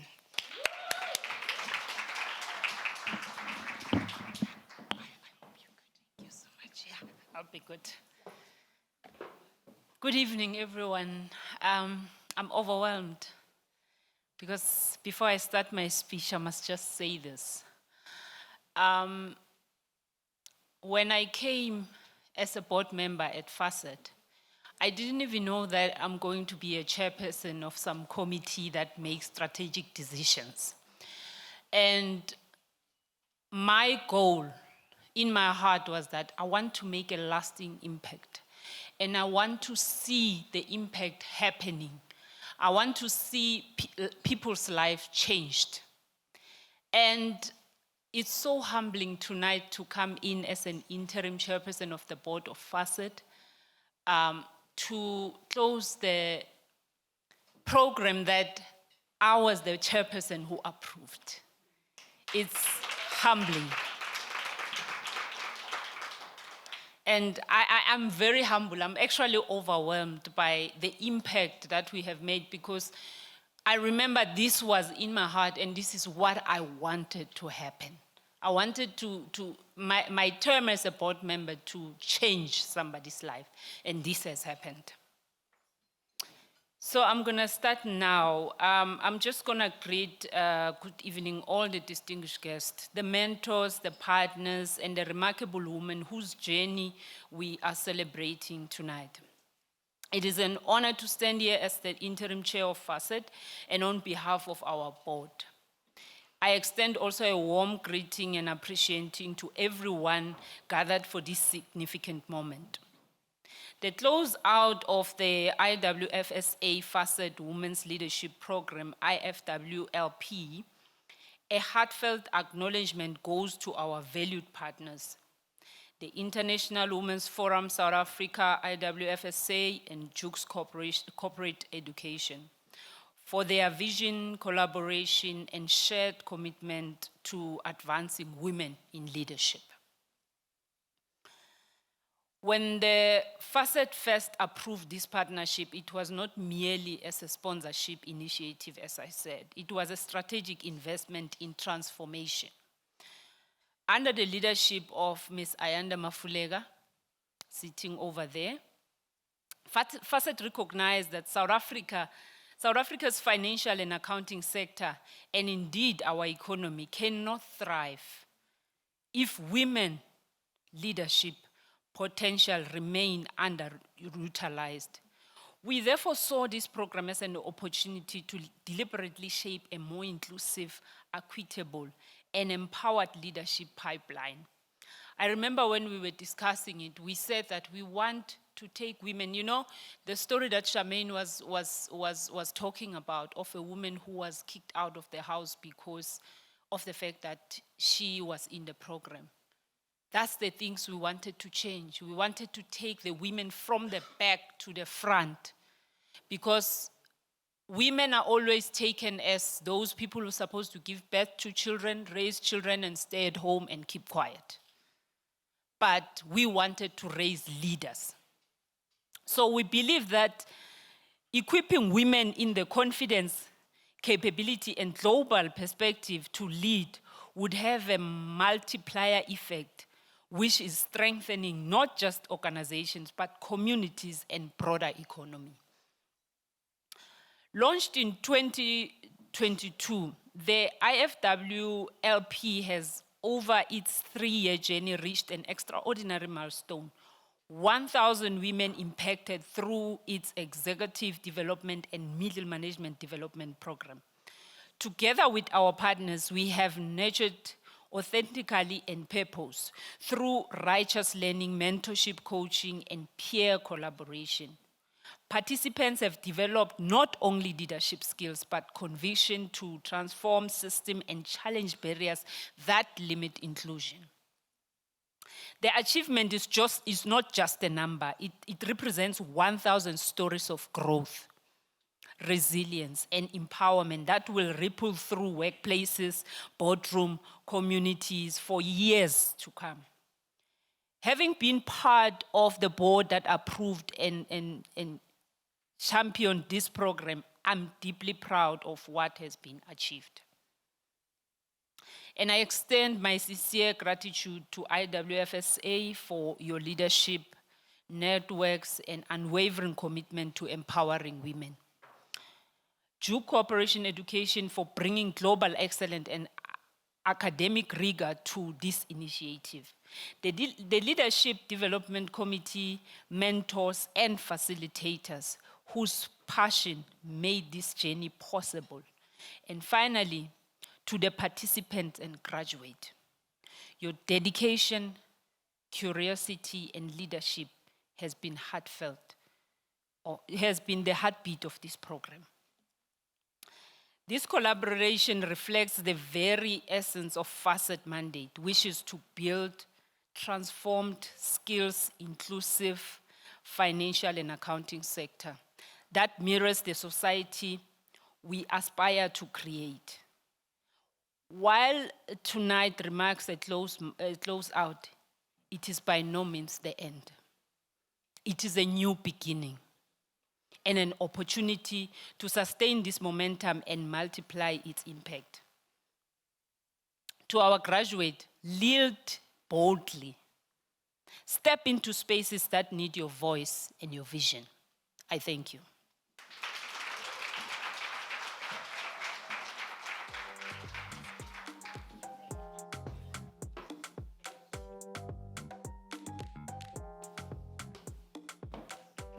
Thank you, Ms. Tandy Masemola. Another round of applause.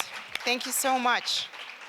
As we transition to dinner, may we take this time to reconnect, reflect, and share stories that remind us why we do what we do. May the conversations around your table inspire the collaborations of tomorrow. Bon appetit, everyone.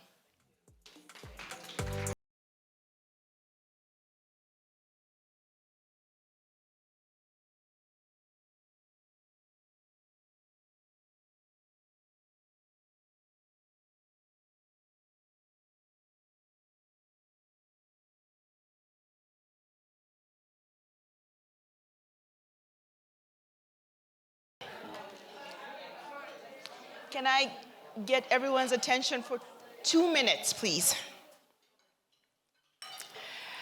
I trust everyone is enjoying their meal, and even better with the company. We now take a moment to honor the many hearts and hands behind this remarkable initiative, those who've worked tirelessly behind the scenes to make this vision possible. Please welcome Ms. Ayanda Mafuleka, former FASSET CEO and my fellow of the IWF Global Fellowship.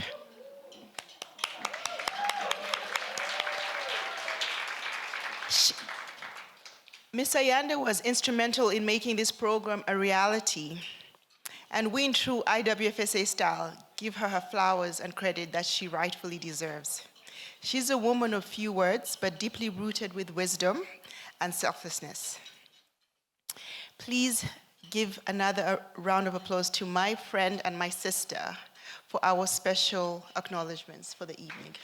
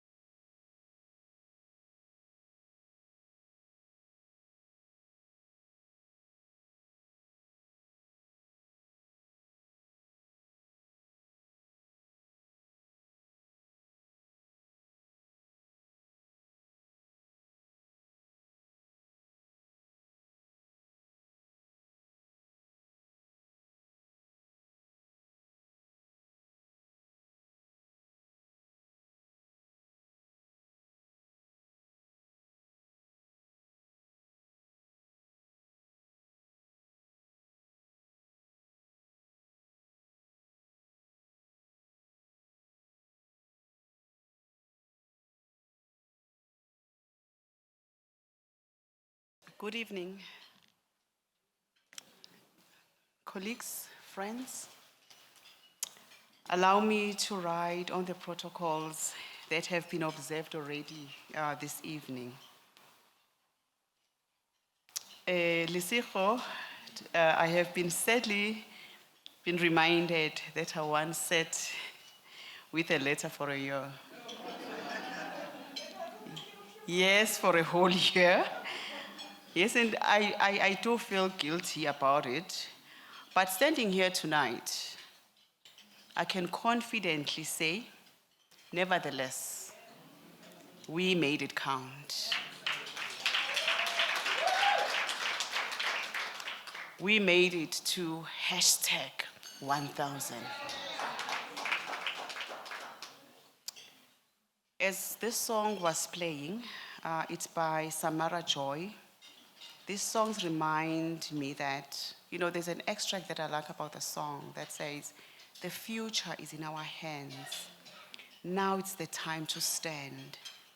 Those who walk by faith with their heads held high have the power to change the world. I challenge you to watch that movie. So today I also declare, like the song says, I know why I'm here.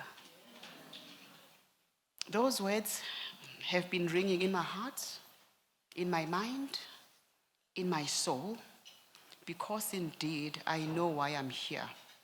I'm here to serve. I am here to lead. I am here to pay it forward. And I'm here to multiply the legacy. I am here today because of a groundbreaking and legacy project between FASSET and IWFSA with Duke. And this project was rolled out during my tenure at FASSET. Most of the women here have always said, they've always conveyed and told me about what this project has done or what this program has done to their lives. But allow me to share with you what this program has done to my life. It did spark an internal fire to start my own self-development and leadership journey. Through the immense support and encouragement from IWFSA Sisterhood, I found myself being part of IWF Global Fellowship. Karen, you'll remember that we started our journey last year in October. For me, that was the journey that transformed my life. Found myself being part of the IWF Global Leadership Fellowship at INSEAD in France and Harvard Business School. And that was my very first global leadership experience. Until then, my leadership had been shaped here in South Africa. I just want to share you a bit of my journey. With this IWF Global Fellowship, which, by the way, was sparked by this program. It opened my eyes. So when I walked into INSEAD in France and later into Harvard in Boston, it was like stepping into a new dimension. It was my introduction to a global classroom where there are diverse perspectives and where I realized just how deeply connected our struggles and aspirations are as women leaders across the world. I sat with women leaders from different continents. I think we're from, it was 45 of us, women, powerful women. We shared our experiences, we shared our triumphs, and yes, we shed tears. We became vulnerable as women. In those moments, I realized that women everywhere carry the scars and the dreams that make leadership authentic. I remember walking through a Harvard campus, on campus one night with tears in my eyes, just taking it in. I bought a Harvard and INSEAD hoodies, the mesh. So for someone, maybe it might have been a merchandise.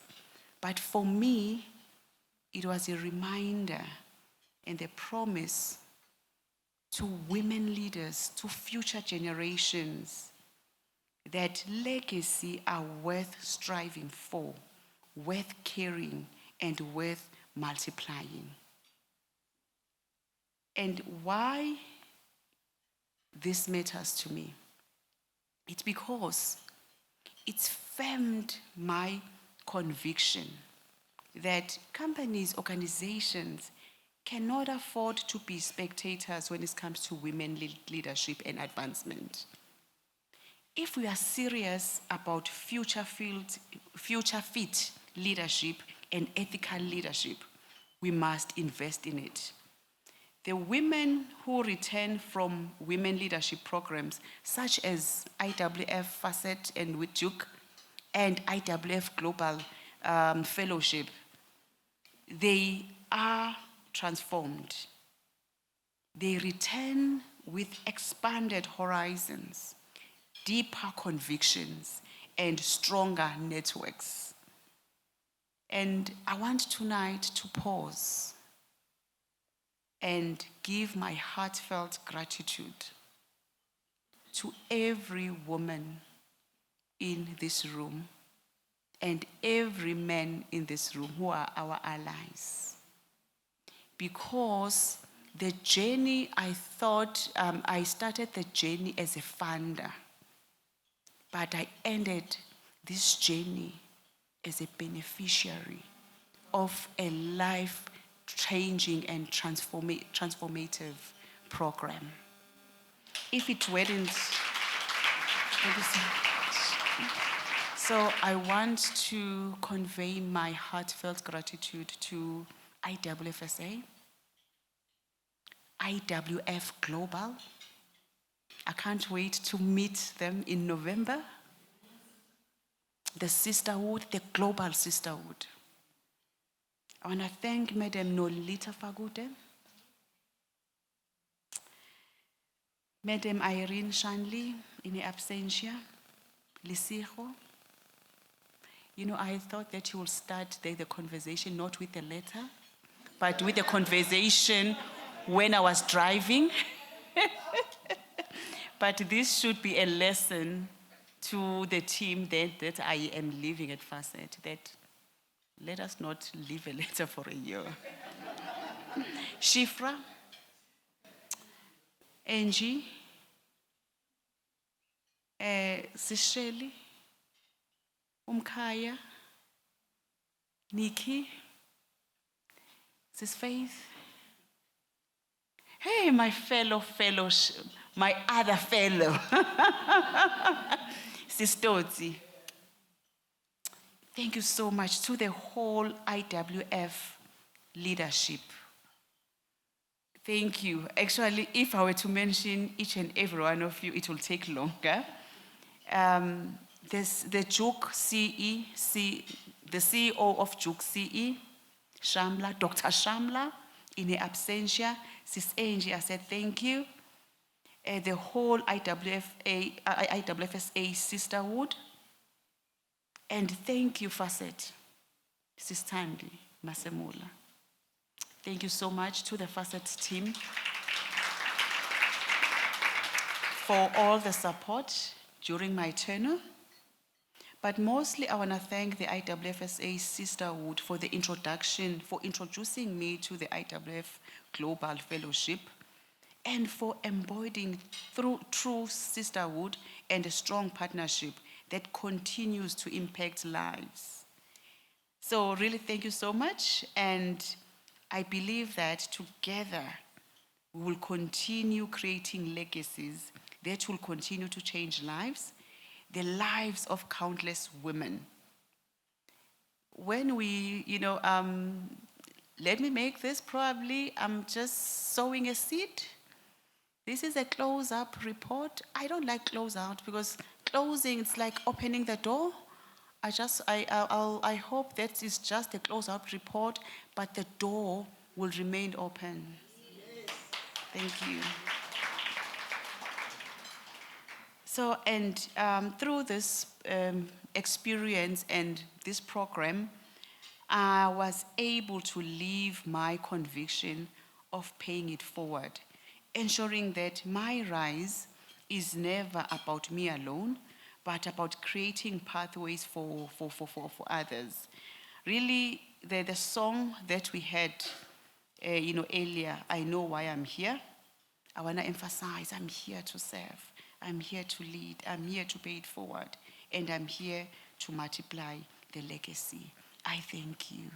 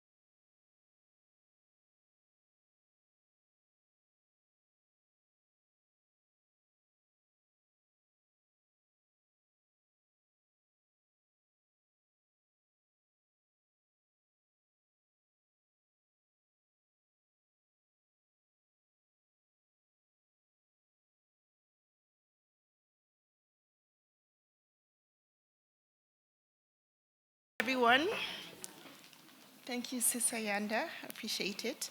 For everyone, please, there's this menu on your table. There's a QR code.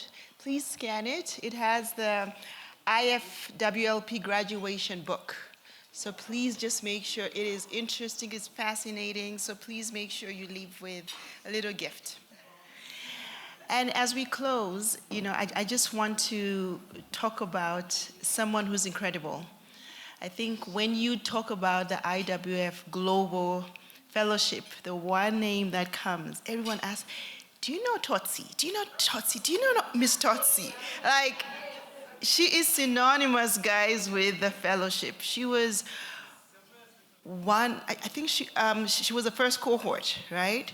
And I think there are about 12 women in her cohort who travel together. They've shared life experiences from births of kids to marriages, some divorces, but they're so tightly knit.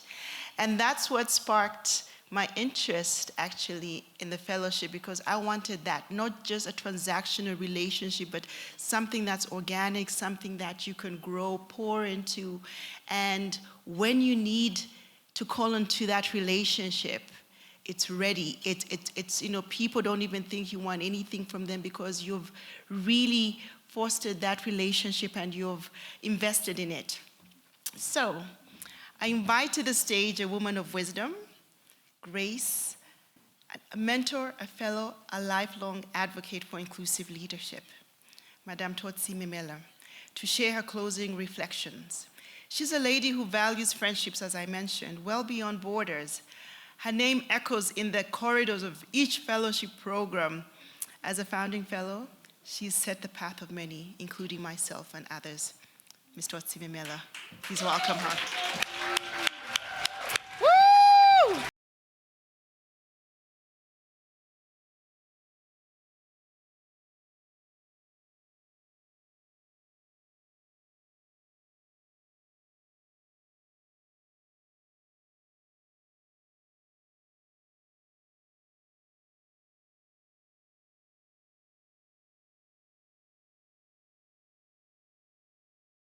In tears as I was sitting there, just listening to the stories, because the storytelling, I think, in terms of who we are as Africans is what becomes of critical importance.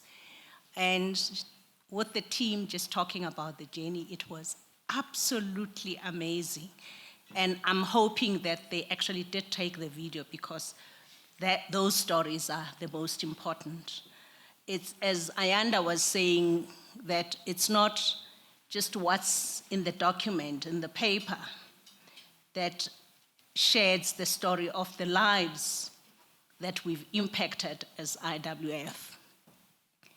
As Karen was saying, I was privileged to be a member of a fellow.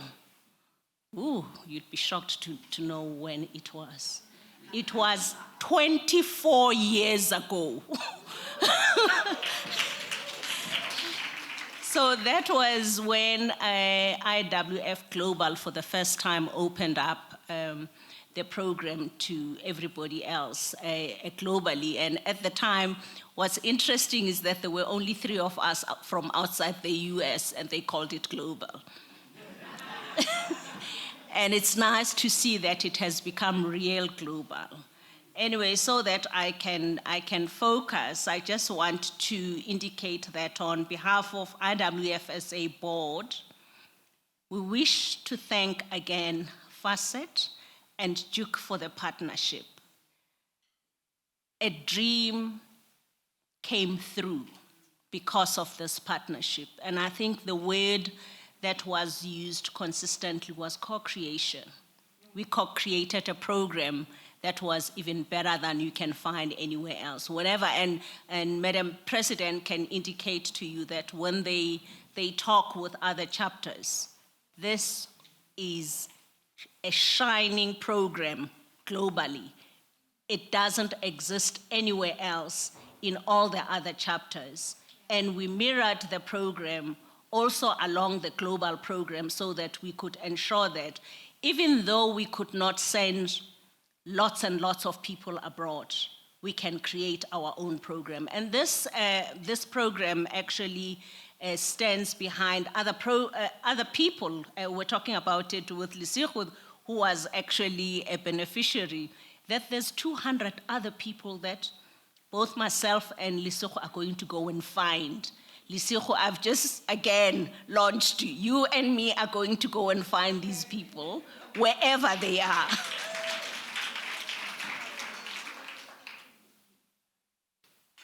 I must say that we have come to this that we have referred to as the end, but the beginning of an end, the end of a beginning. We've brought together a remarkable cohort of women who have journeyed through change, challenge, and growth. Dressed in confidence and sisterhood, they stood not just as graduates of a leadership program, but as ignited change makers, ready to lead with courage and integrity in every space they occupy, and they will continue to lead. This was more than a celebration. It was a tribute to the resilience and determination of the 1,000 participants who, through the executive program and the middle management development pathways, became part of a larger movement, as Ayanda called it a movement, and the president called it a movement too, because that's what it is. One that recognizes the power of women leadership in shaping a more inclusive and equitable society.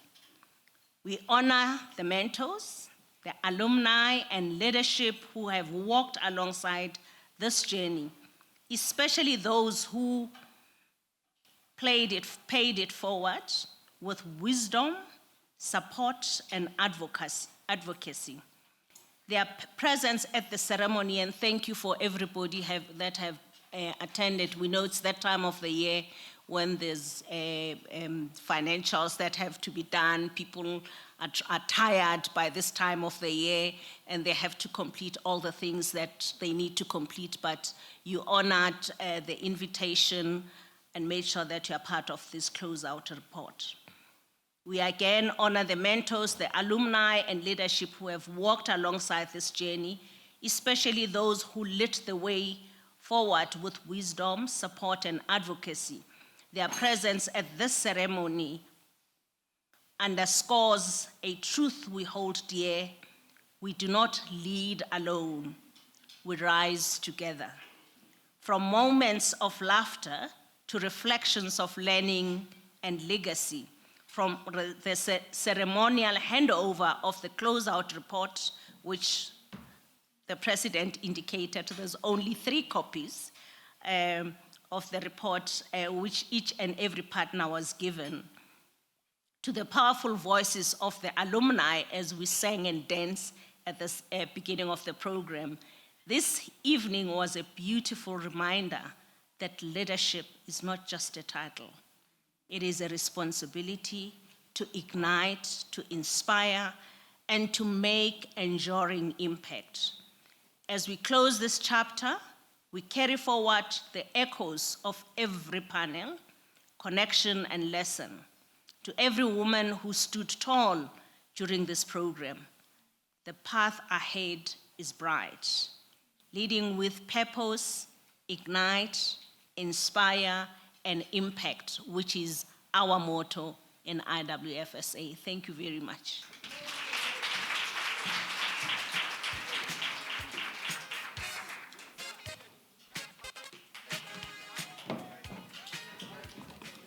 Ladies and gentlemen, what an extraordinary evening this has been. One that reminds us that legacy is not what we leave behind, but who we lift along the way. As we close, I invite you to stay for networking and dessert. Ms. Corsi, there's dessert. Because leadership, after all, is about connection. Let's continue the conversations that will shape the next generation of African women in leadership. Thank you all for being part of this living legacy. Good night, and let's keep building bridges that no one can burn. Again, it's been an honor. Thank you.